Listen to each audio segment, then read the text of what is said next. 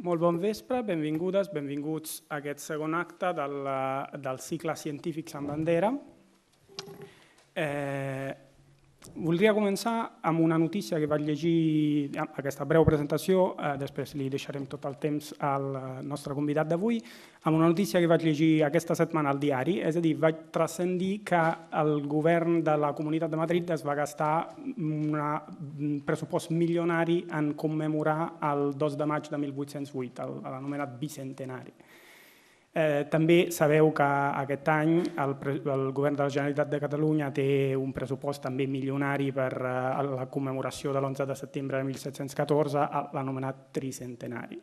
Evidentment, aquests pressupostos tan grans no es gasten per un pur interès històric, sinó es donarien als historiadors, probablement, per investigar, sinó per pròpia admissió dels organitzadors d'aquest tipus de commemoració d'aquest esdeveniment. La intenció és una mica reexplicar, reconstruir, fins i tot podríem dir reinventar uns esdeveniments històrics en línia d'acord en funció d'uns programes polítics molt concrets. De fet, fa un parell de mesos, si no recordo malament, va sortir un article al suplement literari del Times que parlava de les guerres de la història a Espanya, parlant una mica d'aquestes versions enfrontades de la història del passat, de la memòria, en el qual una dimensió clara de confrontació i de tensió és la confrontació entre el nacionalisme català, el nacionalisme espanyol i les posicions no nacionalistes o menys nacionalistes. Doncs es podria pensar que quan es parla d'història, de literatura, hi ha molt marge per a aquest tipus de fenòmens perquè són unes disciplines amb molta subjectivitat, amb molta ideologia, que la ciència d'alguna manera està a salvo, al marge de tots aquests processos. Però parlant amb l'Oliver, amb el qual coorganitzo aquest cicle, ell em va convèncer que no és així, que la ciència al llarg de la història també, diguem-ne, en l'àmbit de la ciència hi ha un ample marge, diguem-ne, de participació en aquests fenòmens i doncs una mica vam dissenyar, com el tema és de candent actualitat, vam dissenyar un cicle per intentar explorar com en 3 moments del passat català i espanyol hi va haver aquesta intersecció tan forta entre programes polítics caracteritzats pel nacionalisme i el món de la investigació científica. I també com els científics s'han posicionat respecte a aquestes operacions, a aquests programes, qui s'hi ha adherit, qui s'hi ha allunyat, quines han sigut les diferents opcions en joc. Doncs res més, dir-vos que després d'haver explorat un primer moment al voltant del naixement del catalanisme, ara avui parlarem un segon moment en l'època del franquisme i després al proper acte, el mes que ve, parlarem d'un tercer moment en plena democràcia, així tenim 3 moments bastant clars, i recordar-vos que la secció de ciència de l'Ateneu Barcelonès té una programació constant d'actes de ciència. Per exemple, aquesta setmana mateixa i seguirà, estem fent un cicle que es diu Teràpies de Cine, que ja està a la seva tercera edició, on mirem una mica uns clàssics i no tants clàssics del cine sota aquest prisma de la història de la ciència, i que si voleu estar informats sobre els actes de l'Ateneu de Ciència podeu deixar el vostre correu a l'entrada, hi haurà uns fulls per rebre per correu electrònic molt pocs missatges al mes on però us anunciem els actes. Doncs deixo la paraula a l'Oliver Hochadel, coorganitzador del cicle, per la presentació de l'acte d'avui. Molt bona tarda a tothom. Es mi gran placer ahora de introducir a mi muy buen colega y amigo Xavier Roqué. Xavier Roqué es de carrera es físico, pero ya hace mucho tiempo se ha convertido en un historiador de la ciencia y sobre todo en un historiador de la historia de la física. Ya desde el año 97 es profesor en la Universidad Autónoma de Barcelona y durante muchos años ha sido el director del Centro de Historia de Ciencia en esta universidad. Campos de investigación son muchos, sobre todo sobre, como he dicho, la historia de la física a finales del siglo XIX, sobre el descubrimiento del positrón y en el siglo, las primeras décadas, la primera mitad del siglo XX. Por ejemplo, sobre muchas publicaciones sobre Marie Curie, también sobre la, quizás no tan bien conocida física austríaca Lise Meitner. Es una rama de sus investigaciones y la otra rama se centra en la historia de la física en España. Siglo XIX y también siglo XX. Y en los últimos años se ha concentrado mucho en la época del franquismo y la historia de la física en el franquismo. Y dentro de sus publicaciones quería destacar un libro que ha editado junto con Néstor Herrán. Es la misma portada que aquí en la diapositiva. El título es La física en la dictadura, físicos, cultura y poder en España, 1939 hasta 1975.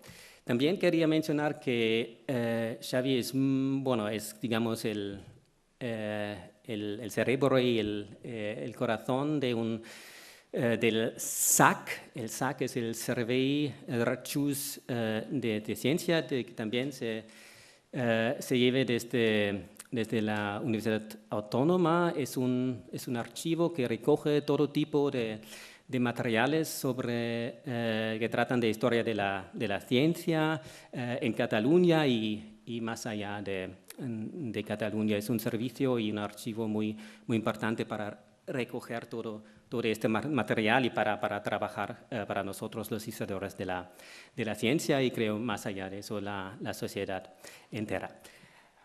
Ahora vamos a escuchar a su ponencia. El título es Els atoms de Franco, Física, Cultura y Política España sota la dictadura. Muchísimas gracias, Xavi. Gràcies, moltes gràcies. Bé, en primer lloc jo voldria agrair al Michele i a l'Oliver les seves paraules i l'organització d'aquest cicle i vull agrair també a l'Ateneu barcelonès que ens aculli un cop més en una activitat relacionada amb la història de la ciència, en aquest cas al nostre país. Vull començar ensenyant-vos més de prop la imatge que heu vist al fons del títol de la meva presentació. I és una imatge que correspon als habitants del poble Zorita, a la província de Guadalajara, on es va construir la primera central nuclear espanyola. El juliol del 65, jo feia un mes que havia nascut, l'aleshores ministre d'Indústria, Gregorio López Bravo, acompanyat d'algunes personalitats, com ara el president d'una institució que serà molt important en la meva xerrada, la Junta d'Energia Nuclear, i acompanyat també de l'ambaixador dels Estats Units i en la presència del bisbe de Sigüenza a Guadalajara, va detonar una càrrega de dinamita que va servir per iniciar la construcció de la central de Zorita. Aquests llogarencs, els lugareños que contemplaven la imatge, amb el temps, alguns d'ells probablement es van convertir en persones, llogarencs també, que no contemplaven amb tanta admiració allò que els havien plantat a la porta de casa. Però en el seu moment, a mitjans anys 60, l'energia nuclear semblava que podia oferir una solució si deixem de banda els usos bèl·lics als problemes energètics i la construcció de Zorita va avançar a molt bon ritme. Aquesta és una imatge de l'any 67 i en aquest moment, l'any 67, Espanya formava part, des de feia uns anys, del CERN, l'Organització Europea per la Investigació Nuclear, que és el gran projecte científic i polític d'integració europea que sorgeix de la Segona Guerra Mundial. Espanya havia entrat al CERN precisament de la mà d'aquesta institució que he esmentat, la Junta de Energía Nuclear.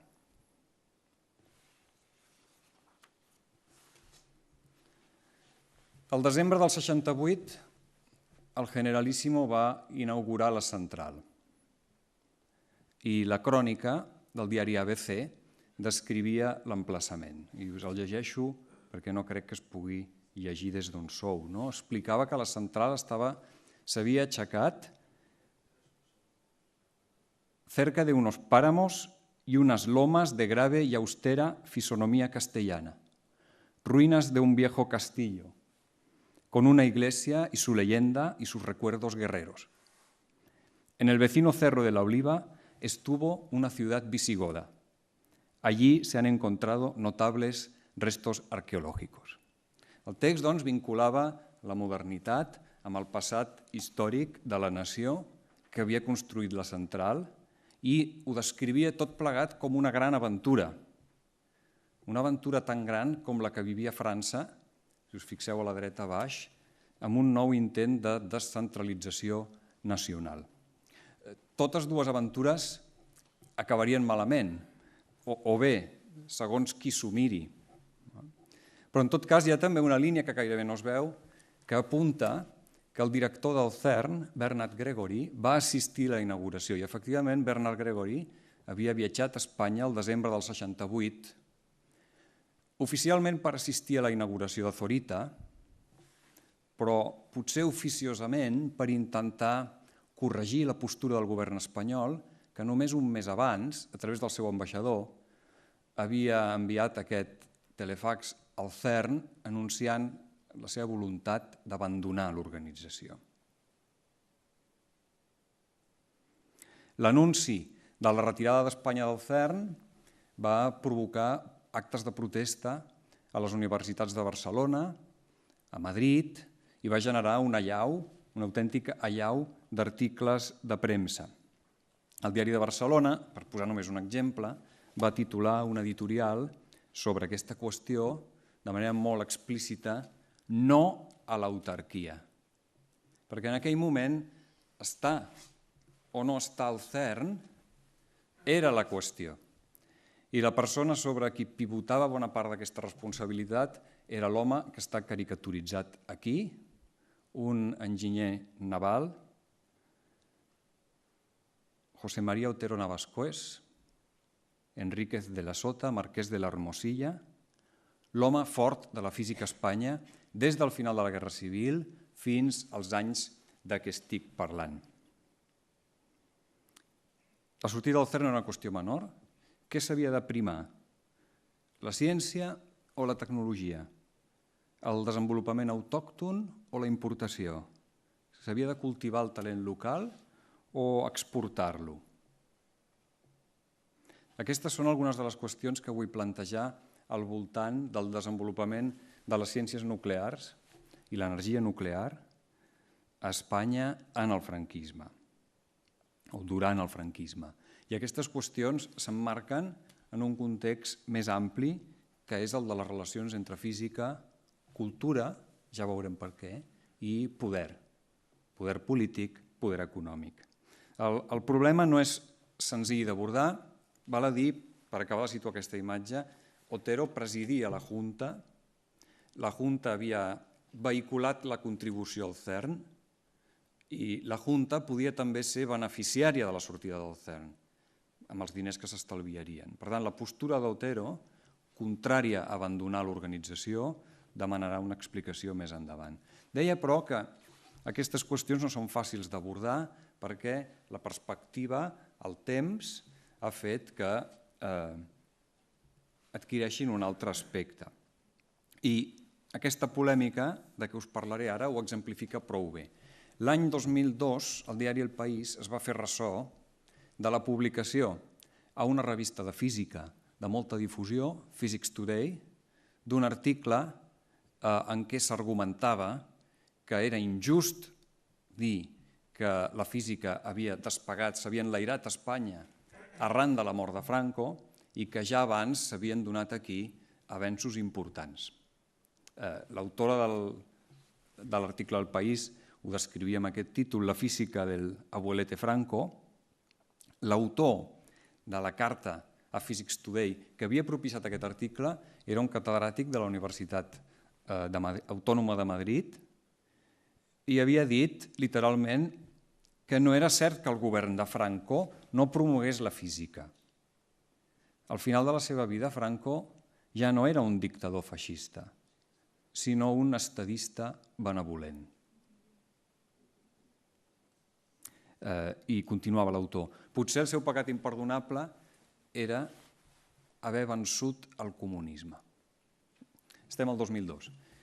Altres professors de l'Autònoma de Madrid van replicar esverats, van escriure a la mateixa revista i van dir que això no era així. Indignats, van explicar que la ciència a Espanya només havia progressat a partir de l'establiment d'un règim democràtic, que la guerra civil havia provocat l'exili de molts científics, valuosos, que havien estat substituïts, cito literalment, per incompetents, l'única credencial científica dels quals era ser sequassos de Franco, henchmen, i que la pressió política i una atmosfera hostil a la ciència havia obligat a molts d'altres científics a abandonar el país fins i tot en els darrers anys de la dictadura.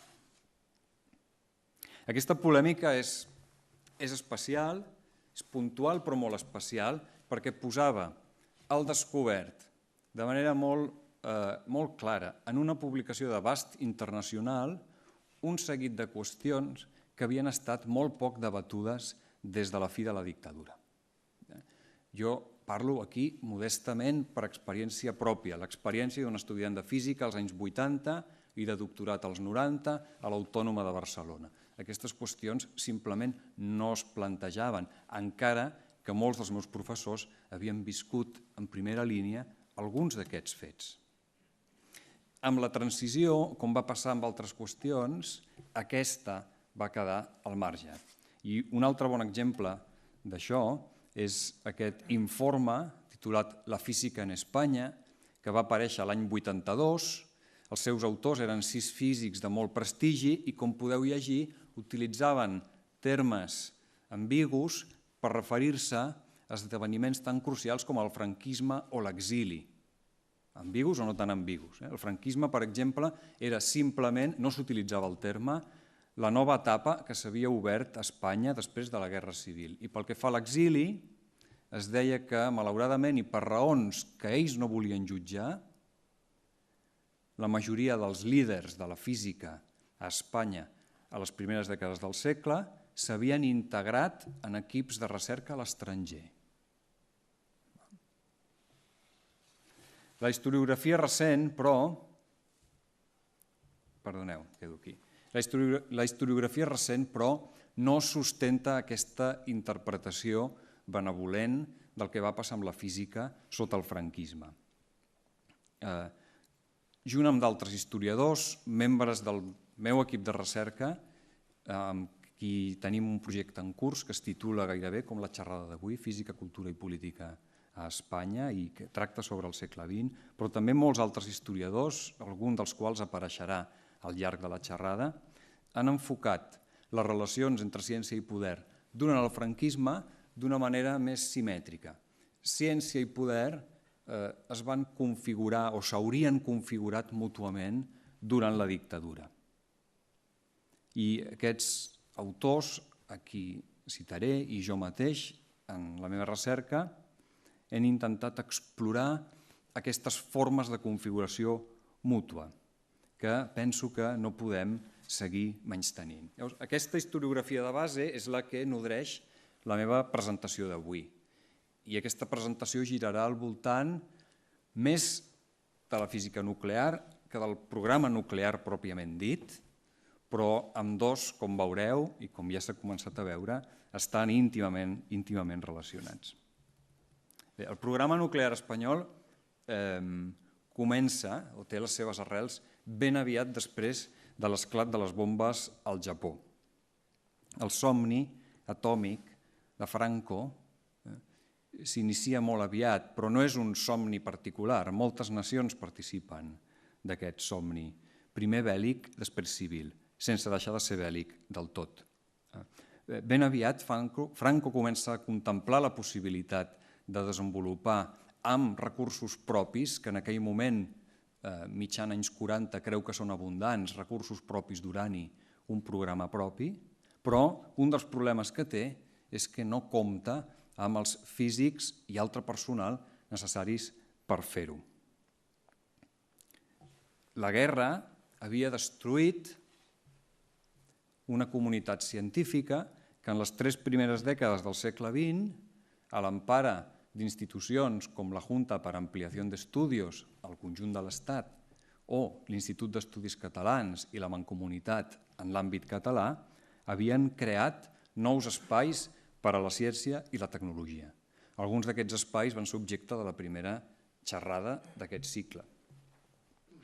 En aquest període, la ciència generà complicitats a través de l'espectre polític i l'historiador Thomas Glick ha utilitzat el terme discurs cívic per parlar d'aquesta qüestió, per descriure, el cito, el procés pel qual una elit dividida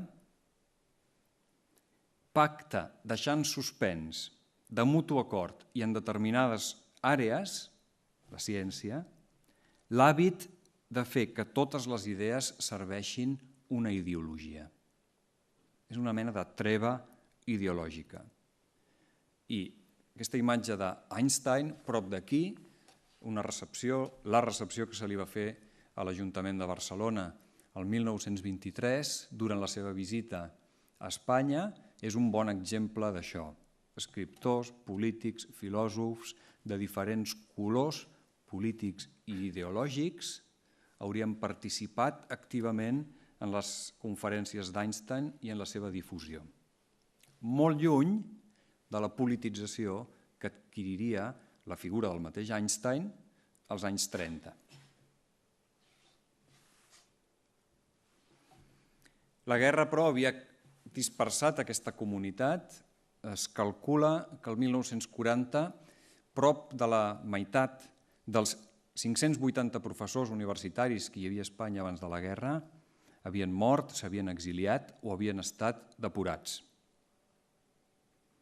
L'atenció que s'ha donat als exiliats, una atenció necessària, ha fet que quedés en segon terme un fet que entre nosaltres l'historiador Jaume Claret ha denunciat amb molta claredat. El fet que, i cito Claret, cada vacant d'un vençut, per assassinat, per presó, per exili, per incautació, generava una oportunitat per un vencedor. Efectivament, aquests buits es van omplir molt de pressa. Entre 1940 i 1945 es van dotar noves càtedres i moltes d'elles van anar a parar a membres d'associacions, fins al règim, naturalment, molts membres d'associacions catòliques. Això explica no només la presència del bisbe de Sigüenza a Guadalajara, el dia que es va posar la primera pedra de la central de Zorita, sinó el recurs sistemàtic al bateig, a la catolització de tota mena d'aparells, telescopis, centrals nuclears, el reactor nuclear que va funcionar, el reactor experimental que va funcionar a la Diagonal, també va ser inaugurat en presència del bisbe de Barcelona, etc. Clar, el règim no es limità a col·locar persones afins, va moldejar o va crear institucions per fer-ho. El cas del CSIC és ben conegut i no m'hi entretindré. Només he de dir que en el decret fundacional, que s'ha citat 1000 vegades, es fa referència a aspectes claus d'aquest apropament entre el nacionalcatolicisme i la ciència. El decret fundacional fa referència a una cultura universal, fa referència a la necessitat de restaurar la clàssica i cristiana unitat de les ciències i fa també referència al problema de conjugar tradició i modernitat. Com hem vist, la descripció de l'emplaçament de Zorita ja intentava conjugar totes dues coses. Aquí és molt explícit.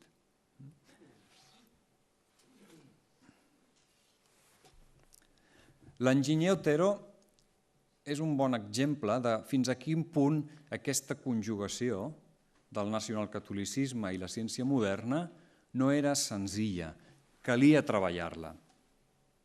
Otero, i aquí teniu la portada d'una geografia recent, la baza nuclear d'Espanya en la Guerra Fria, s'havia graduat a l'Escola d'Artilleria Naval als anys 20, havia fet estades de recerca a Alemanya als anys 30,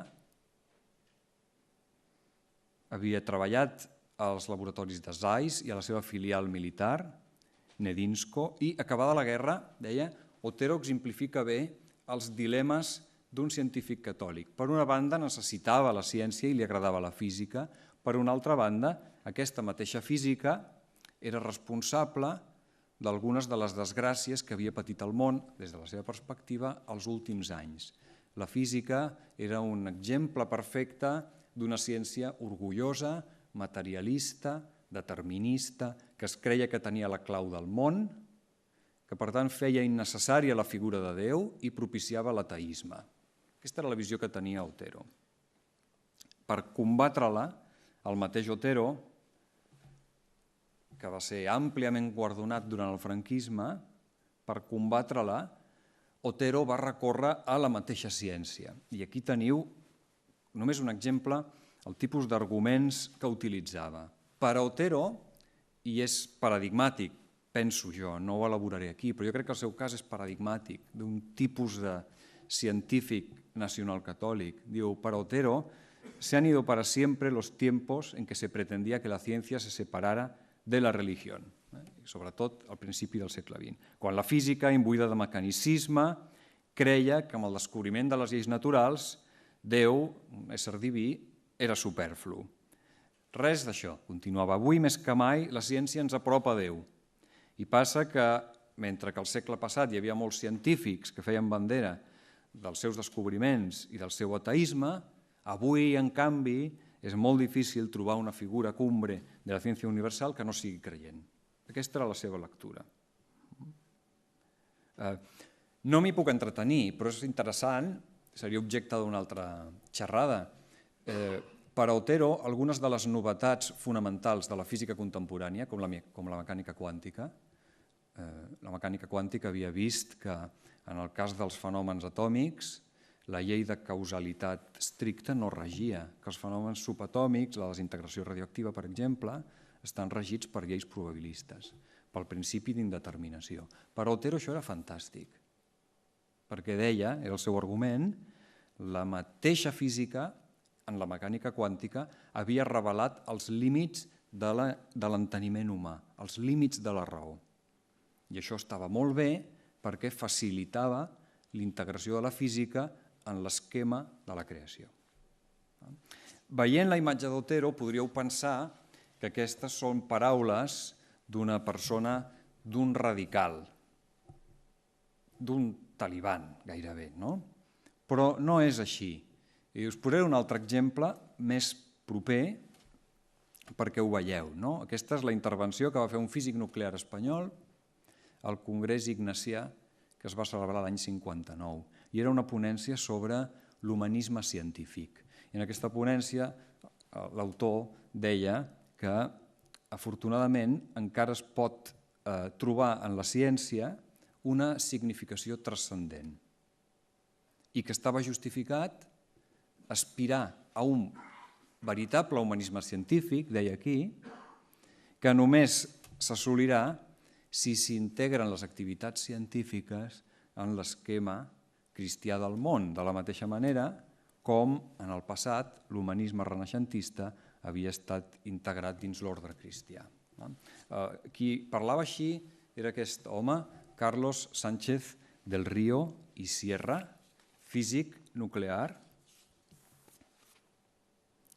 director d'investigació de la Junta d'Energia Nuclear, director general de Política Científica del Ministeri d'Educació i Ciència i, eventualment, ja en democràcia, president del CSIC. I no em puc estar de fer una confessió personal. Quan l'any 93 vaig llegir la meva tesi doctoral a l'Autònoma, el president del tribunal era aquest home, Carlos Sánchez del Río. Jo en aquell moment no sabia qui era, va tenir un paper molt cordial, feia 2 dies que el Barça havia guanyat la Lliga, a mi no m'interessava el futbol, però ho recordo molt bé, perquè al Departament de Física de l'Autònoma hi havia banderes del Barça i banderes catalanes. i jo sabia que aquest senyor venia de Madrid i a més jo volia defensar la meva tesi en català i la vaig defensar en català. I tot plegat va quedar molt gravat. Però en aquell moment jo no sabia qui era. Ho vaig descobrir molt després. Bé, Sánchez del Río va col·laborar amb Otero Navascués en la promoció de la Junta d'Energia Nuclear. I la història d'aquesta institució, d'aquest organisme, no s'entén al marge, com tota la història que estic explicant, al marge dels esdeveniments que estaven tenint lloc arreu del món. Les primeres armes atòmiques, les bombes A, aviat van quedar superades per les anomenades bombes H o bombes d'hidrogen. I aquí teniu una imatge d'una de les primeres que va esclatar, una bomba unes 800 vegades més potent que la d'Hiroshima. Si algú es pregunta per aquests vaixells, no estan ocupats, són de mentida.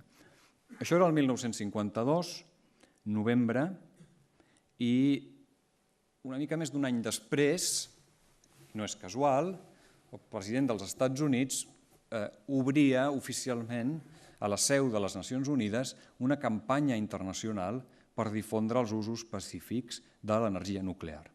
Era una campanya política, era una campanya diplomàtica, era una campanya econòmica perquè les empreses nord-americanes, Westinghouse i General Electric en particular, proveirien moltes de les centrals nuclears que es construirien arreu del món a partir d'aquest moment.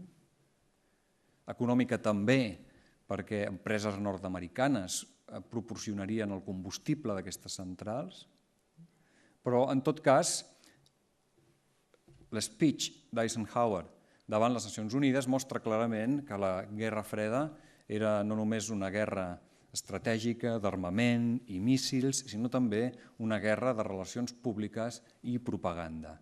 I el cop d'efecte va tenir els seus resultats i va assegurar, si més no durant un temps, l'hegemonia de la ciència i la tecnologia nord-americana a Europa, que era el que estava en joc. Són moltes les seqüeles de la campanya Atoms for Peace, que és com es va anomenar. Una d'elles fou la celebració a Ginebra l'any 55 del primer Congrés Internacional sobre usos pacífics de l'energia nuclear. En aquest moment, després us ensenyaré una imatge, la Junta d'Energia Nuclear ja existia. S'havia creat el 1951 i encara abans existia una institució que és el germen de la Junta d'Energia Nuclear, que era la JIA, J-I-A, Junta de Investigaciones Atómicas. I a mi, perdoneu, però m'és impossible no pensar en Ibáñez quan sento la JIA. El cas és que els representants de la Junta, la GEN, la Junta d'Energia Nuclear, ja van poder assistir, junt amb representants de la indústria elèctrica espanyola, representants polítics, periodistes, van poder assistir a la conferència de Ginebra, com assistirien posteriorment a d'altres conferències.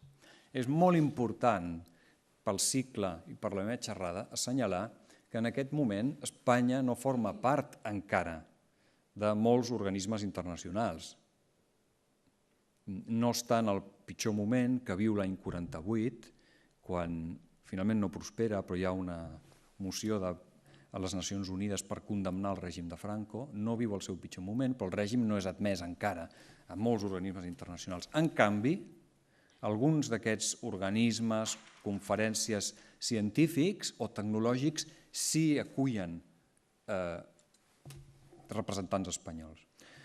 Otero basa, des del meu punt de vista, la seva carrera científica i d'alguna manera també política en aquesta presència internacional. Allà on no arribava la política, allà on no arribava la diplomàcia, arribava la ciència. I no voldria fer o dibuixar una frontera massa radical entre totes dues coses. Si arriba la ciència, arriba també la política. I si arribava la política, arribava la ciència. Però aquest és un bon exemple. Al mateix lloc que Eisenhower havia pronunciat el 53, el discurs inaugural d'Atoms for Peace, el general Hernández Vidal pronunciaria el 1959 un altre discurs que assenyalava l'ingrés d'Espanya a la International Atomic Energy Agency, l'Agència Atòmica de l'Agència de l'Energia Atòmica Internacional. És un bon exemple d'això que estic dient. Espanya, a través d'aquests representants, d'aquests científics, d'aquests tecnòlegs, d'aquests enginyers militars, anava obrint-se espai en un escenari internacional que encara contemplava amb recel algunes de les actituds polítiques del règim, però que no tenia tants recels a l'hora de col·laborar econòmicament amb ell. I el 1959 ja fa 6 anys dels primers pactes subscrits pel govern de Franco amb els Estats Units d'una banda i amb la Santa Seu de l'altra. Aquestes campanyes van tenir el seu impacte, naturalment, sobre l'opinió pública. Es van celebrar exposicions arreu del planeta, en el cas espanyol. Aquí teniu una imatge de l'exposició Átomos para la Paz, que es va muntar a Madrid el 58, però hi ha altres anècdotes curioses, algunes d'elles són gentilesa d'una col·lega que fa pocs dies ens va donar un seminari fantàstic al Centre d'Història de la Ciència a Barcelona. Ens va mostrar, per exemple, les rutes atòmiques que organitzava el periodista de La Vanguardia Miquel Marriera, un científic competent que havia patit els efectes de la guerra i que després de la Guerra Civil es va dedicar al periodisme científic en aquest diari. Aquesta altra imatge és gentilesa d'un alumne del nostre màster d'Història de la Ciència i és només un exemple de fins on podia arribar, fins on podia penetrar la màgia, el misteri de l'àtom. En aquest cas, la bomba d'hidrogen seguirà l'era de les conquestes interplanetàries i l'únic que no canvia és la qualitat de Freixenet.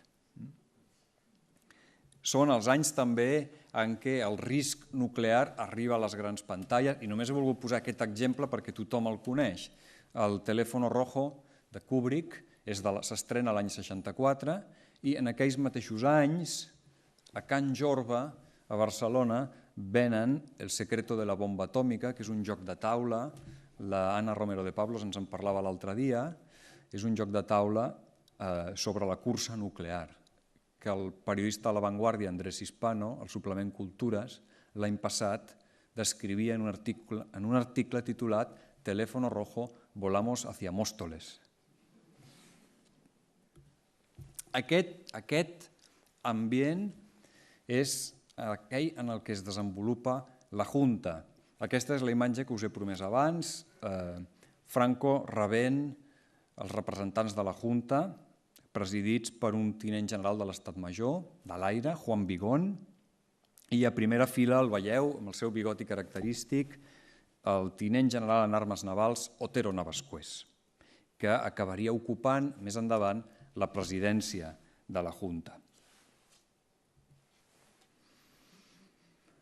El govern de Franco no va escatimar esforços. De vegades associem penúria econòmica i certament els pressupostos no eren tan generosos, però pel que fa a l'energia nuclear sí ho eren i molt. I hi ha un altre aspecte d'aquestes dues taules que us presentaré ara i que vaig trobar als arxius del CERN que reclamen la nostra atenció. El primer, en aquesta taula, és el gran pes que té la recerca aplicada, el desenvolupament i els serveis. Si us fixeu, la primera línia on diu centres i universitats, recerca bàsica, 162 milions de pessetes de l'època, però si continueu la línia, recerca aplicada, 3 o 4 vegades més, i dins el conjunt de la despesa en I+D, i fins on jo sé, aquesta és la primera vegada que es recollien aquests números explícitament. No és que Espanya no s'hagués fet I+D abans, però aquesta és la primera vegada que es quantifica aquest esforç i es quantifica per exigència de la OCDE i per exigència del CERN, que vol fixar la quota. Espanya és membre del CERN ja en aquests moments, l'any 63, que és quan es fa això, vol fixar la quota en funció del producte interior brut de cada país. I per tant necessita saber quin és l'esforç que pot fer cada país, en aquest Espanya, en recerca, i li demana els números. I fan aquests números. Si ho desglosem per sectors, la imatge és també interessant. Hi ha camps tan fonamentals com les matemàtiques que reben una inversió molt baixa i en canvi hi ha 3 sectors, a baix de tot energia nuclear, una mica més amunt geologia i mineria i finalment biologia i agricultura. Aquests 3 sectors acaparen 2/3 de l'esforç inversor en I+D de l'estat espanyol a mitjan anys 60. Això ens dona una idea de la importància que tenien aquests sectors estratègics. Estem parlant de recursos, minerals, estem parlant del sector energètic, estem parlant de l'agricultura. Sectors molt lligats a l'economia autàrquica. Si voleu, entrem després a la discussió de fins a quin punt l'autarquia ho va ser o no ho va ser. Però la relació entre aquests àmbits de supervivència econòmica i l'esforç inversor jo crec que és molt clara. Justament la prospecció d'urani fou un dels camps on es van esmerçar més esforços, finalment amb uns resultats molt inferiors als esperats. Però en tot cas, aquest flux de diners va permetre a la Junta créixer, ampliar les seves instal·lacions, construir a Madrid un centre d'investigació, un centre nuclear i, sobretot, relacionar-se amb l'estranger. Aquí teniu una imatge d'Otero amb els seus companys militars a la Junta. Ell, aquí i en altres imatges, va de civil, però un militar. Quan calia, es vestia d'una cosa o de l'altra. I aquí el teniu visitant unes instal·lacions als Estats Units. Bé, una de les tesis que he defensat en aquests llibres que esmentava l'Oliver a la presentació, que li agraeixo molt, és que aquesta manera de fer física, la manera de fer física de gent com Otero, que posava molt èmfasi en les relacions internacionals, però eren unes relacions internacionals basades en la representació, basades en les quotes que tenien els països, en aquest cas Espanya, en els diferents organismes internacionals. Una de les tesis que sostinc, és que aquesta manera de fer física va deixar la seva empremta en la forma com els físics espanyols es van relacionar amb el CERN. I no entraré en gaire detalls, però durant l'estada d'Espanya al CERN, entre el 61 i el 69, que és on començava la meva xerrada, més o menys, durant aquest període, a Espanya, al CERN, les coses no li van anar tan malament, va aconseguir que es contractés personal espanyol, hi va haver estades de recerca, hi ha una queixa constant des de la gent que no hi ha prou representants espanyols al CERN, però en aquest cas el xoc de cultures és molt clar. Des de Madrid, des de la seu de la Junta, es reclamava una quota espanyola al CERN, proporcional a l'esforç inversor del país. Tants diners, tants científics. Des del CERN es responia un cop i un altre que al CERN no hi havia quotes, que els científics es contractaven pels seus mèrits. I més d'una vegada i més de dues, aquest xoc de cultures va generar moltes tensions. El xoc de cultures penso que és molt evident. Hi ha un episodi de l'etapa d'Espanya al CERN que per mi evidencia millor que cap altre aquest contrast que estic intentant descriure entre la manera d'entendre la física d'uns i la manera d'entendre la física dels altres. A mitjans anys 60, el CERN va llançar una convocatòria perquè els països membres proposessin llocs per emplaçar-hi una mena de sucursal, un nou accelerador, un superaccelerador que el CERN estava planejant i que no volia construir a Ginebra, si més no d'entrada. S'hi van presentar diversos països, entre ells Espanya, i la sol·licitud per acollir aquest superprotó-sincrotró de 300 gigaelectronvolts, la sol·licitud finalment va escollir un emplaçament basant-se en el fet, i llegeixo de l'informe, que reunia totes les condicions geològiques necessàries i també per la seva proximitat a Madrid i a l'aeroport internacional de Barajas.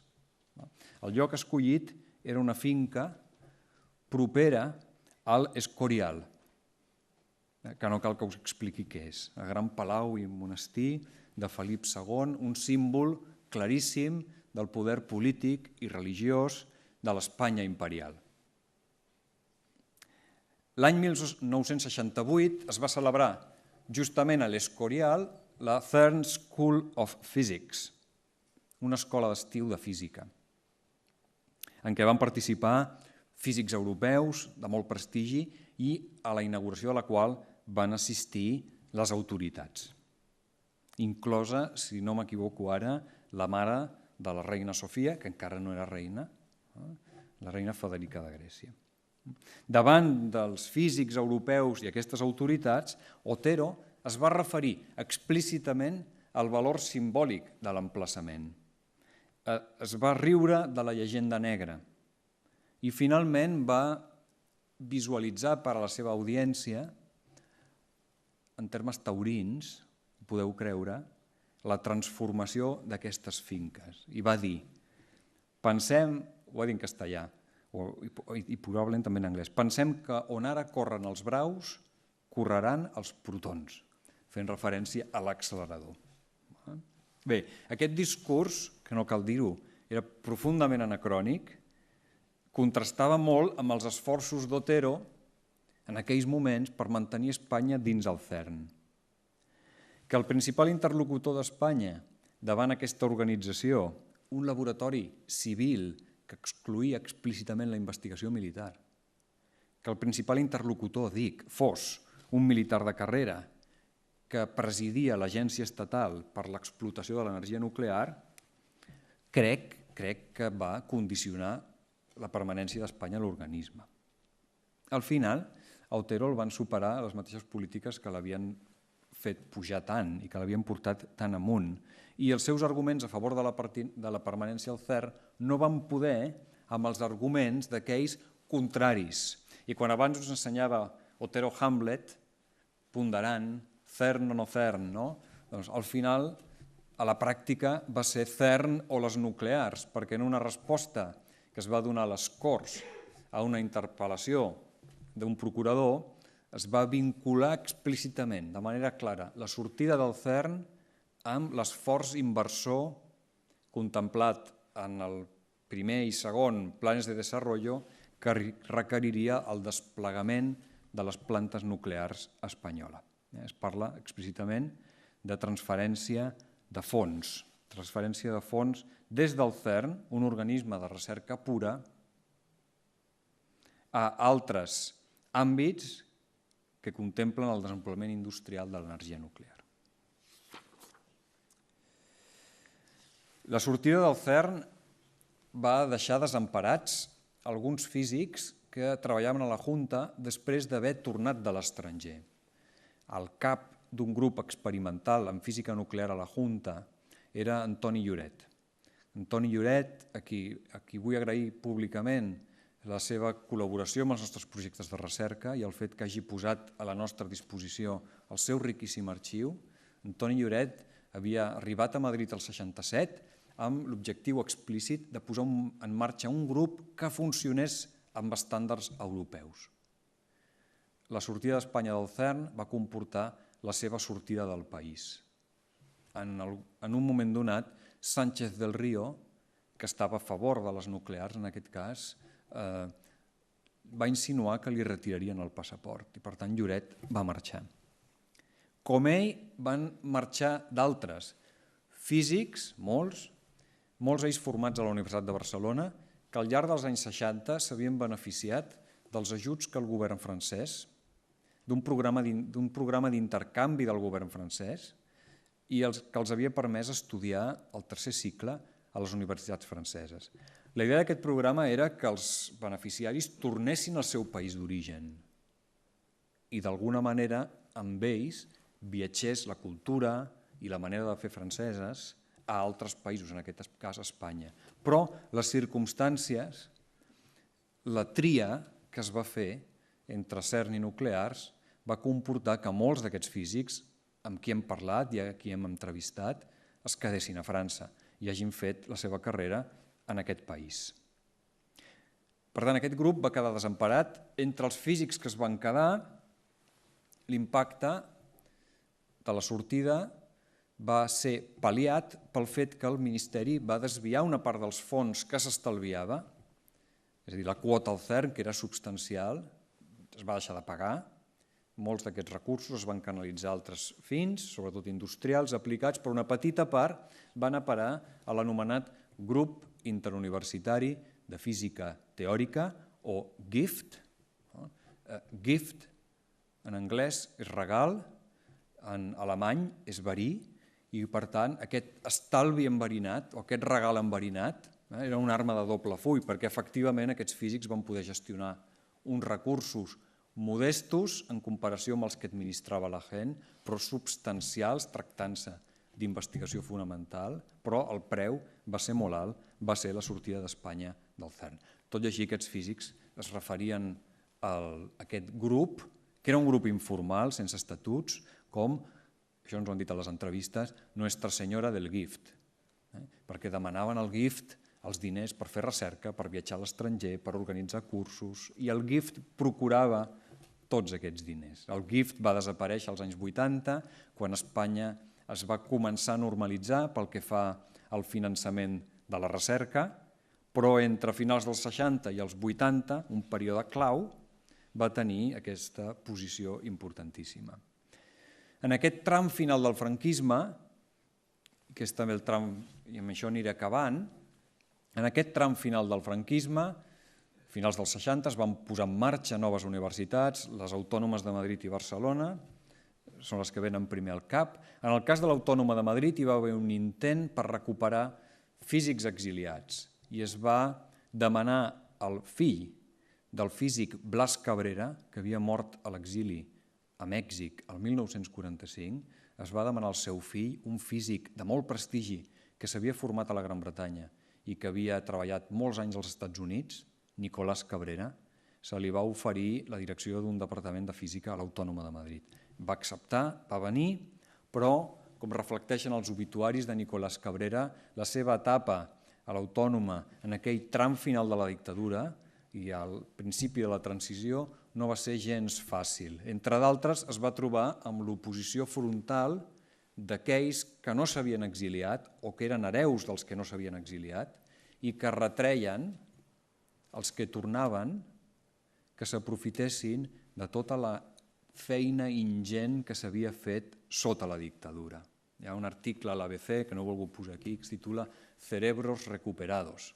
Sempre es parla de la fuga de cervells. Aquests eren cervells recuperats, però l'autor de l'article els retreia. Està molt bé que vingueu i us esperem amb els braços oberts, però tingueu en compte que en els anys més difícils som nosaltres els que hem aguantat la disciplina a Espanya. Aquests anys de finals de la dictadura i principis de la transició són també anys en què es comença a gestar en paral·lel amb l'expansió, amb la construcció de les primeres centrals, el moviment antinuclear.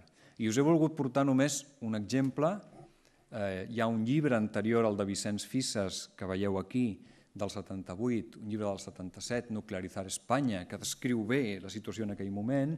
El de Fisas és interessant també perquè il·lustra bé la trama, aquest és un esquema del llibre, la trama de connexions entre el poder bancari, polític i empresarial, en el cas de l'energia nuclear a nivell internacional, i aquí hi ha les grans empreses fabricants o els grans organismes públics com el Pentàgon que estimulen aquesta recerca i aquest desenvolupament, però més dens i més interessant encara, potser, és l'esquema que va fer Fisas l'any 78 d'aquestes connexions en el cas espanyol, basant-se en la participació en consells d'administració i en la connexió entre les diferents empreses,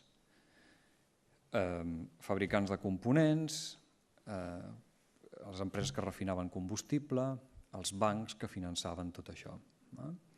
Aquesta història no és el tema d'avui, és importantíssima pel tema d'avui, però si hagués parlat d'això no hauria pogut parlar dels físics, que és el que pretenia en primera instància, perquè tot sovint els físics s'han volgut quedar al marge d'aquests desenvolupaments i feien els que els deien. I jo el que he volgut és il·lustrar de quina forma el físic no està al marge de les ambigüitats, de les ideologies o els interessos que afecten la resta de ciutadans. I la meva xerrada no voldria en cap cas que fos una mena de denúncia, junt amb els físics afins al règim, de manera més explícita o de manera tàcita, n'hi havia d'altres que el rebutjaven, però que també van trobar en aquells moments, a la segona meitat del franquisme, la manera de dedicar-se a la física en algunes d'aquestes institucions. Val a dir, no ho he dit, la Junta d'Energia Nuclear a Madrid, aquest lloc on Otero es reunia amb els seus companys militars, és el lloc on es formen i on treballen els primers físics nuclears i físics teòrics espanyols. S'inverteix, per tant, l'esquema que s'ha donat en altres països, on primer ve la recerca, primer ve la institucionalització a la universitat i després venen les enginyeries i les aplicacions. Aquí va completament al revés. L'any 1981, Espanya va començar les negociacions per reingressar al CERN i el reingrés es va fer efectiu l'any 83, just a temps perquè el rei d'Espanya, Juan Carlos I, participés en les cerimònies de celebració del 30è aniversari de la fundació de l'organisme. En un article aparegut a La Vanguardia, il·lustrat per una imatge del rei al CERN, el físic Ramon Pasqual, que després seria rector de l'Autònoma, i aquí també vull agrair que hagi col·laborat moltes vegades amb nosaltres, amb el seu testimoni, amb els seus papers. Ramon Pasqual, que en aquell moment era catedràtic de Física a l'Autònoma de Barcelona, va assenyalar a l'article, fent-se ressò de les paraules del rei, que el ressorgiment de la ciència a Espanya, estem als anys 80, no depenia només dels esforços dels científics, ni de l'increment dels pressupostos dedicats a la investigació. Pasqual deia també que era necessària la creació d'una autèntica atmosfera científica, d'un ambient científic adequat, similar al dels països avançats. És possible que, sense voler-ho, estés donant la millor explicació que encara tenim sobre el per què Espanya, a finals dels 60, va optar per les nuclears i va decidir abandonar el CERN. Aquestes connexions de les que he parlat, i ara sí acabo, entre física, cultura i política, no s'esgoten ni molt menys amb el franquisme, encara que l'etapa de la transició ençà sigui molt menys coneguda, potser per propera, pels historiadors. Tot i que hi ha historiadors, la propera xerrada del cicle, que es centren justament en aquest període. Però un símbol, i ho deixaré aquí, només com un símbol d'aquestes relacions, el tenim en aquest home, a qui tots coneixeu bé, Javier Solana, que havia completat el seu doctorat als Estats Units a la mateixa universitat on havia ensenyat Nicolás Cabrera, el fill de l'exiliat Blas. Javier Solana, que va tornar a Madrid amb Nicolás Cabrera i que després tindria una distingida carrera en diferents carteres dels governs socialistes, però si us fixeu en el nom de les carteres, cultura, ciència, afers estrangers. Una distingida carrera científica, política nacional primer i política europea finalment, amb el seu nomenament com a secretari general de la OTAN i l'exercici del càrrec als anys 90. I amb la imatge de Solana ho deixo, serà un plaer intentar contestar les vostres preguntes. Moltes gràcies per la vostra atenció i quan vulgueu, Miquele, o comencem la discussió. Gràcies.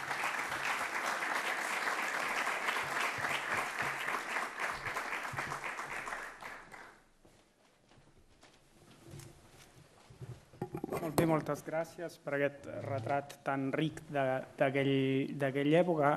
Abans d'obrir el torn de preguntes, tenia una pregunta jo, que era, no sé si me l'he perdut jo o te l'has deixat, però la posició d'Otero respecte al CERN. És a dir, perquè ell té aquesta posició, diguem-ne, en principi sembla com contrària a la línia que estava agafant el règim. Otero, per dir-ho molt resumidament, era un europeista nacionalista. És a dir, Europa, és la meva interpretació, altres historiadors en tenen d'altres. Europa era, per a Otero, un instrument d'enfortiment de la nació espanyola. En la mesura en què podia vèncer l'aïllament, que als anys 60 ja era història, però que encara tenia una part que existia, en la mesura que el podia vèncer, gràcies a la seva activitat científica, Otero estava disposat a fer-ho. Per tant, Otero va ser un gran valedor de l'ingrés d'Espanya a l'organisme i va ser un gran defensor de la continuïtat.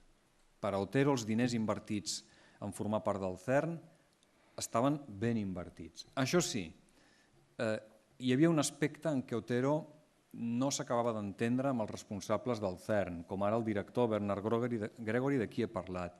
I era que Otero insistia molt també perquè hi hagués un retorn proporcional de la inversió. I això no ho va aconseguir mai del tot, mai. I per tant, en part, la sortida del CERN s'explica també per motius econòmics. Si tu mires la balança, és cert que els països més propers al CERN, amb més membres al Consell Directiu, sobretot França i Suïssa, per proximitat, per afinitat, es beneficiaven de més contractes. Això és cert, però això no treu que països que no estaven prop del CERN, com ara Suècia, no acabés finalment també beneficiant-se d'aquests contractes. Per tant, aquesta posició d'Otero és d'estar completament a favor, però amb aquest matís. Vull recuperar més del que em torneu, i aquí no hi ha acord amb el CERN. I més enllà del document que ens has ensenyat sobre aquest dilema o CERN o centrals nuclears, diguem-ne, hi ha més evidència, diguem-ne, que el règim realment veia aquesta disjuntiva? O és... Això és una tesi... Quin és el nivell d'hipòtesi i el nivell... A veure, és una tesi en construcció. Per mi, la simultaneïtat dels esdeveniments és significativa com a historiador. I fins aquí arribo ara mateix. La resposta que he citat és només un document, és una resposta pública en seu parlamentària, crec que és prou explícita. Ara bé, caldria fer els números, caldria mirar els comptes, caldria veure la relació entre els dos esforços inversors. I probablement, tot i que l'esforç inversor de pertany al CERN és molt gran, si el posem al costat de l'esforç inversor contemplat els plans de desenvolupament per desplegar el parc nuclear, probablement sigui petit. Per tant, una resposta més clara per part meva demanaria aquesta feina addicional que està per fer, però m'apunto per fer-la, com tantes coses que queden per fer. I aquesta reacció, l'efecte de la sortida del CERN que porta a diversos físics a perdre oportunitats, això es configura com una mena de segon exili, és a dir, és un fenomen massiu de físics que se'n van o no és tan gran? És un exili relatiu perquè és més suau, naturalment, molt més suau que el de la Guerra Civil. Alguns dels científics, aquests físics de què he parlat, però no són només físics. Jo he estudiat, jo i els meus companys, no cal dir-ho, hem estudiat sobretot els físics i aquí vull citar un llibre imprescindible editat per l'IEC d'Alfonso Carpio que tracta sobre aquest grup de físics catalans que fan carrera a França i que és fruit d'una recerca de postgrau que finalment va ser publicada. Bé, aquests físics marxen per diverses raons. Una és que el govern francès, a través de l'agregat cultural francès a Barcelona, els dona una oportunitat d'ampliar estudis a França. Per tant, això als anys 60 és fantàstic. Molts d'ells no tenien pas intenció de quedar-s'hi. S'hi queden quan veuen que aquesta oportunitat de formació es tradueix ràpidament en una oportunitat laboral. Algun és temptat per aquests tímids intents d'obertura que fa el règim cap al final, però alguns dels que tornen se'n penedeixen i se'n van a França novament, o bé, hi ha algun cas també, abandonen la física i s'incorporen perquè un físic nuclear en aquests moments, un físic teòric, està familiaritzat amb els primers ordinadors i alguns d'aquests físics amb qui hem parlat acaben fent feines de, com podríem dir-ne, d'informàtic superior a l'empresa privada, FEXA, posem per cas, o bé contribueixen a la creació de les primeres facultats d'informàtica a Espanya, que és als anys 70. Molt bé. Doncs hi ha una pregunta allà al fons. Una, dos i tres, no? No sé si m'he perdut més.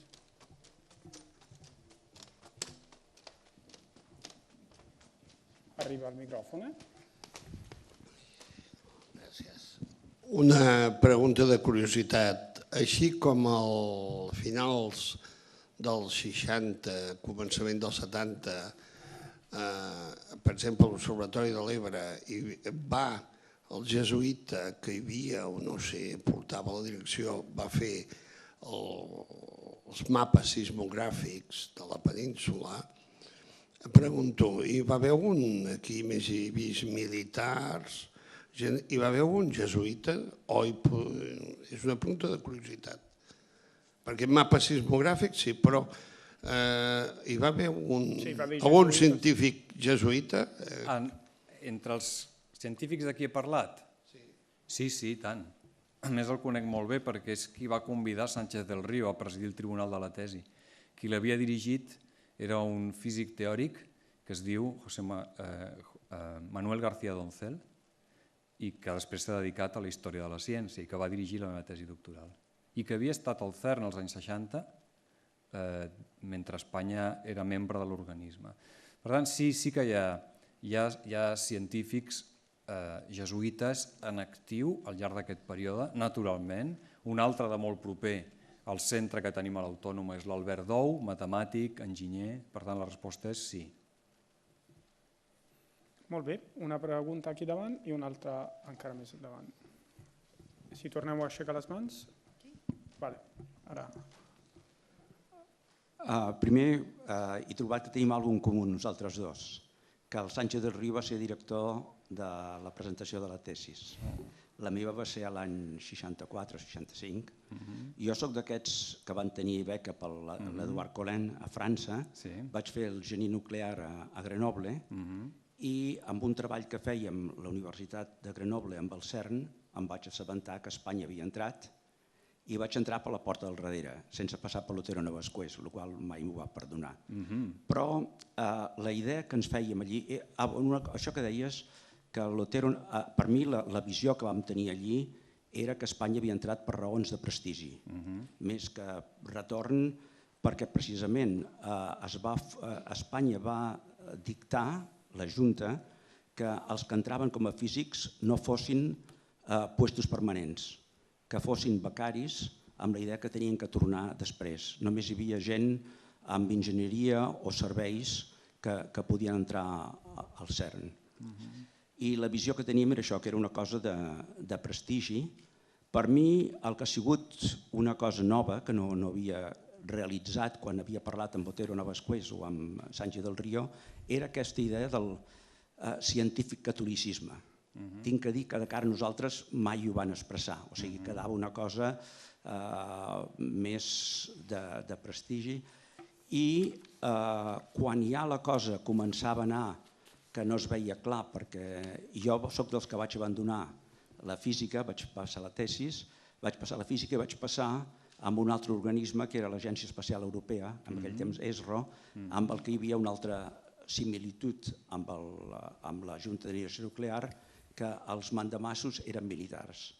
I passar de l'Otero Navascués em vaig trobar amb el general Azcárraga, que era també, però diguéssim, el que volia sobretot contrastar una mica el que havies dit tu, em sembla que la raó per Espanya entrar al CERN va ser purament de prestigi polític i perquè es va sortir, la veritat no ho sé, aquesta teoria la voldria discutir algun dia, diguéssim, jo al 68 ja vaig sortir.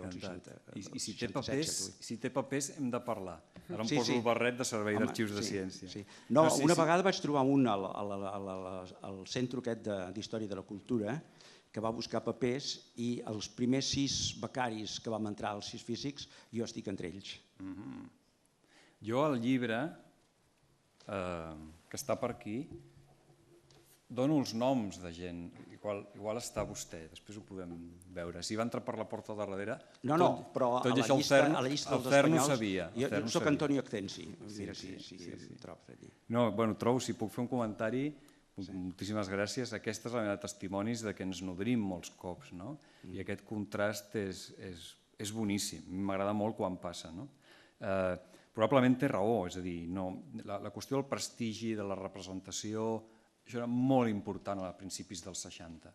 La qüestió dels retorns jo crec que va anar esdevenint més i més important durant els anys que Espanya estava a l'organisme, justament perquè hi havia diferències entre els diferents ministeris sobre la conveniència de continuar o no. És a dir, indústria tenia una visió de la jugada, Hisenda en tenia una altra. I llavors, és en aquest context que Otero i altres posen molt èmfasi en els retorns. Diu, escolta, hem de tenir retorns perquè si no ens fotran fora.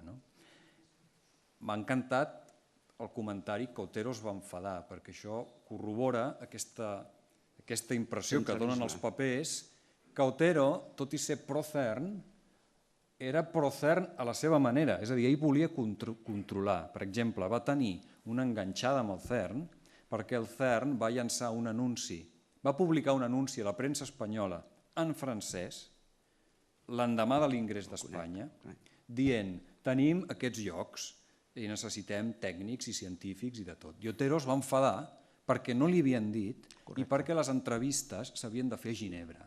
Va dir, això què és? Ell volia controlar. I el primer científic de rang que va fitxar el CERN, que era Rafael Armenteros, que era un físic que era molt jovenet quan va acabar la Guerra Civil, que s'havia exiliat amb la seva família a la Gran Bretanya i que havia estudiat a Imperial College. Doncs aquesta persona, el CERN, li va oferir un contracte permanent, staff, pràcticament el dia que Espanya entrava al CERN. I Otero es va enfadar. I llavors, a través del delegat permanent davant les Nacions Unides, perquè no s'estaven de res, van fer una queixa a l'organisme dient a veure, la propera vegada que vulgueu fitxar algú, assegureu-vos que té passaport espanyol. Això era una càrrega contra Armenteros, de dir, no ens fitxeu espanyols a l'estranger perquè aquests no són dels nostres, aquests no compten. Però, perdoni, hi devia haver alguna cosa perquè a Armenteros li van oferir un passaport espanyol. Jo vaig entrar al CERN per influència d'Armenteros, perquè coneixia el que em dirigia a Grenoble. I diguéssim, l'anècdota és que jo me'n vaig assabentar, vaig passar perquè es tancava el plaç a través del cònsol a Ginebra, sense passar per l'Armenteros, i el CERN em va agafar directament amb l'enfado de... Que bé. Això ho afegirem a la història. I això que van decidir que totes les demandes es fessin a través de Madrid. I és el mateix que després va fer el Ministeri de l'Aire amb l'Agència Espacial Europea. Hi ha un comentari molt breu sobre la física nacional catòlica. Era molt més important als anys 40 i 50 que no pas ho va ser als 60. Els anys 40 i 50 era molt important per legitimar l'interès per la física contemporània. I això avui ens pot semblar estrany, no? Per què cal legitimar l'interès per la mecànica quàntica?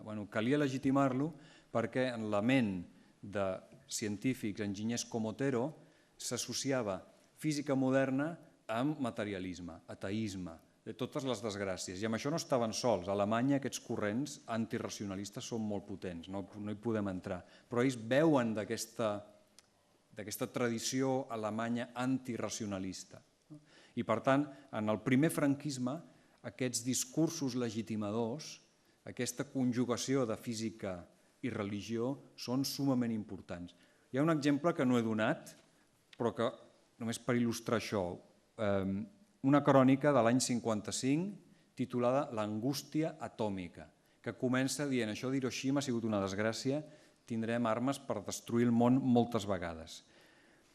Però en una reunió del Moviment Internacional d'Homes Catòlics, que Otero presidia, Sánchez del Río va fer una ponència en què sostenia que el veritable secret de l'ús pacífic de l'energia nuclear no era d'ordre científic, sinó moral. Això és el que vull dir. Aquestes persones estaven convençudes que era necessària la seva qualitat moral superior per embarcar-se en aquests projectes d'alta volada científico-tècnica. Evidentment, a partir de l'any 60, a mesura que passava el temps, això va anar canviant, però al principi és molt important. Disculpeu la longitud de la... Passem a la tercera pregunta. No, aquí. Bueno, és conegut que els serveis d'intel·ligència americans, la CIA, amb els documents últims, va dir clarament que Espanya tenia capacitat, o va tenir capacitat per tenir la bomba atòmica. Otero Navascués era un home obsessionat per tenir la bomba atòmica. Es va entrevistar amb Heisenberg ja al 49, Valverde, Aranzazu, Sánchez del Río, Ramon Ortiz van ser enviats a Itàlia per estudiar la tecnologia del plutoni.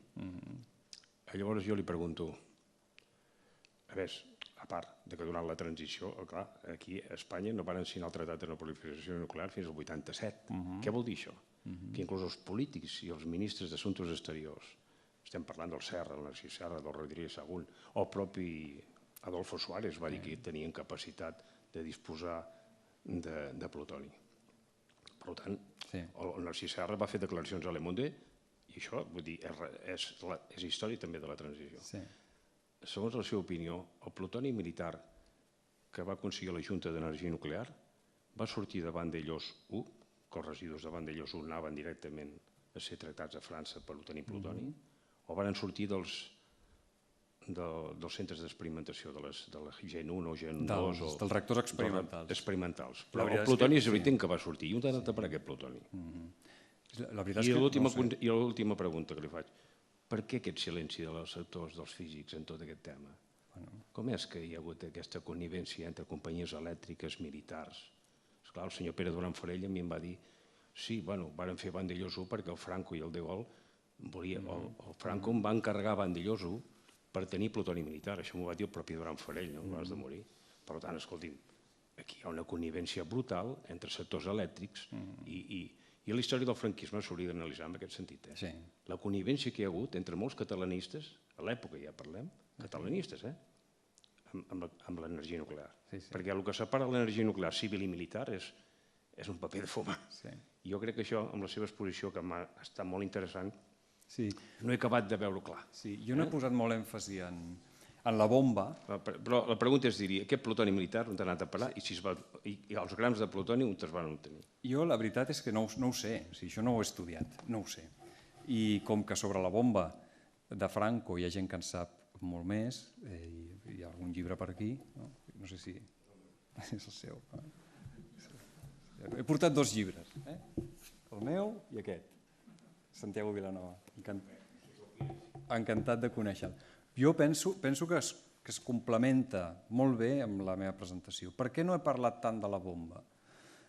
M'he deixat d'esmentar una notícia fantàstica de l'any 65, una declaració als diaris, un titular de premsa que deia Espanya té capacitat però no té intenció de fer bombes atòmiques.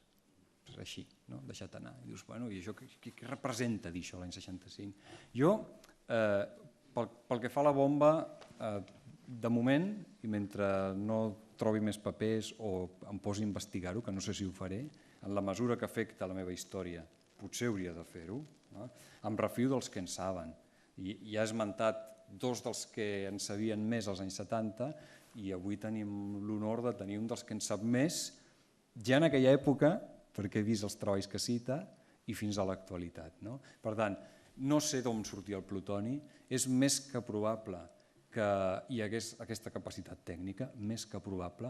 Val a dir, però, també, i ara parlo com a historiador de la ciència i la tecnologia, que moltes vegades no n'hi ha prou de tenir els materials o de tenir el know-how, sinó que cal aquell pas final d'ensemblar components, esforç inversor, posar el producte, en aquest cas no al mercat, sinó a la bodega d'un submarí o d'un avió. I jo aquest darrer pas és el que sempre he dubtat, fins i tot després de llegir el seu llibre, sempre he dubtat que Espanya estés disposada a donar-lo. Ja fos perquè l'escenari internacional anava canviant, és molt dinàmic en aquest sentit, ja fos perquè ben aviat les prioritats van ser unes altres, i tenir o no tenir la bomba havia deixat de ser aquella qüestió d'enorme valor estratègic que podia haver estat als anys 70, als anys 80. Però jo amb això no sóc expert i potser he anat amb compte amb la bomba per aquesta raó. Sí, endavant.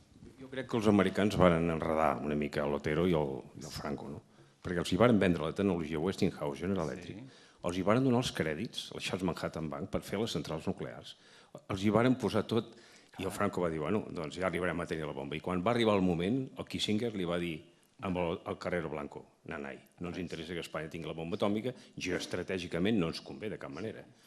O sigui que realment van fer un gran negoci, sobretot la banca americana. Sobretot la banca americana, perquè l'inici de la tecnologia nuclear ve dels acords bilaterals als Estats Units, del 52.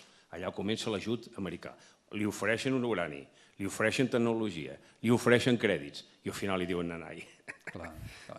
No, era un client nuclear més. Aquests convenis que signa Espanya amb els Estats Units són calcats, alguns tenen la mateixa data, que els que signa els Estats Units amb altres països que participen del programa Àtoms per la Pau. Per exemple, contractes o convenis per la cessió d'isòtops radioactius. Són idèntics, hi ha una plantilla.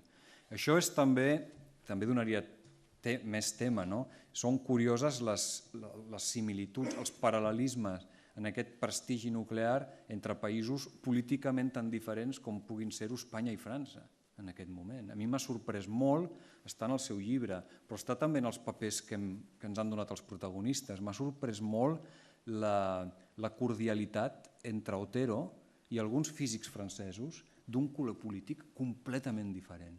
I això lliga amb una pregunta que m'ha fet, que no em vull deixar, la del silenci. Aquests silencis moltes vegades són molt eloqüents, molt clamorosos, però d'altres, en història de la ciència ens trobem sovint en aquest cas, d'altres responen a una idea que va molt més enllà del franquisme i la transició i l'era nuclear del que representa ser un científic. I moltes vegades el científic instintivament deixa de banda aquestes qüestions polítiques i socials, com si no anessin amb ells. Una altra cosa que després els historiadors, clar, és que ens les trobem cada dia, ens les trobem cada 2 per 3. Estan allà, vulguin els científics o no. Però a l'hora de reconstruir la seva trajectòria, sovint, i és legítim, decideixen posar èmfasi en allò que han fet, en la part tècnica de la seva contribució, i deixar de banda aquests altres aspectes. Per por, per pudor, per prudència. Jo crec que en cada cas és diferent. I aquí hauríem de parlar amb ells, i nosaltres intentem fer-ho. I moltes vegades aquest diàleg és bo en el sentit que ens diuen coses que deixem de banda i ens agrada que ens ho diguin, i és bo també perquè reconeixen que els diem coses que ells havien deixat de banda, o de les que no havien estat prou conscients en el seu moment, i per tant és bo. Molt bé, hi ha més preguntes? Jo tenia una pregunta per part meva, que era, fa un parell de setmanes va sortir al Nature un article d'opinió sobre la diplomàcia científica en un país, Iran, que és un país que està vivint una situació, diguem-ne, que, amb moltes diferències, però es podria homologar, una situació de falta de llibertat, etc. I aquest article abocava per l'obertura i per una mica per la política d'Otero, és a dir, integrar Iran en les institucions internacionals, una cosa que segurament és positiva, però em pregunto si realment després això pot revertir, diguem-ne, més llibertat. I en el cas d'Espanya va ser així, és a dir, aquesta obertura també va servir, diguem-ne, per exemple, als dissidents interns, o va ser només avantatge del règim? Quina pregunta fas, no? Aquesta pregunta és la pregunta.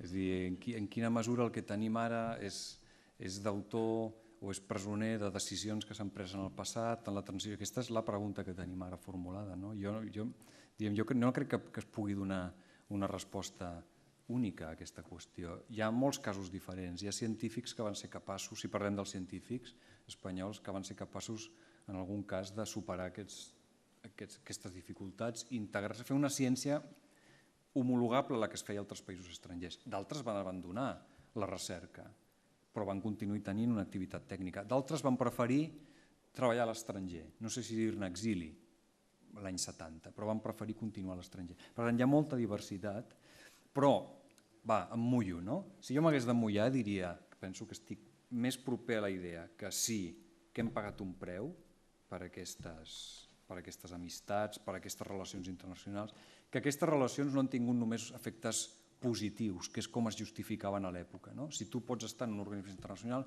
millor que hi siguis. Depèn de qui portis de representant.